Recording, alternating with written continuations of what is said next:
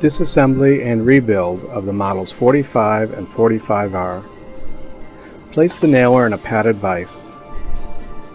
Using pliers, straighten the cotter pin on the tapered side of the number 5 roller pin. Remove the cotter pin by tapping it out.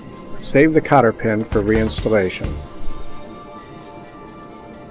Tap and drive out the number 5 roller pin.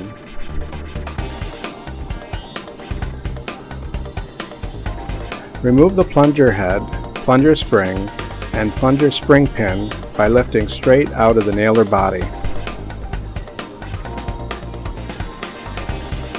Slide off the rubber blade retainer, drive blade, and plunger spring.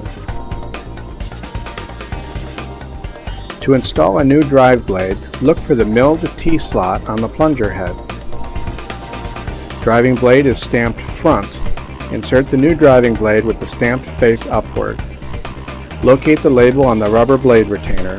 Writing will be facing down towards the nailer body. Slide the rubber blade retainer over the new drive blade. Push it flush to the underside of the plunger head.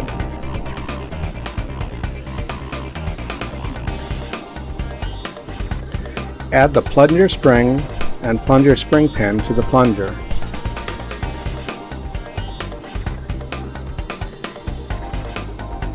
Line up the slot on the spring pin with the drive blade, which will face the front of the nailer.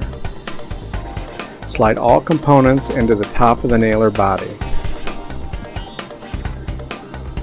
Slide the number 5 roller pin into the nailer while holding the plunger down. Slide the cotter pin through the tapered end of the number 5 roller pin. Wrap the cotter pin legs to secure it in place.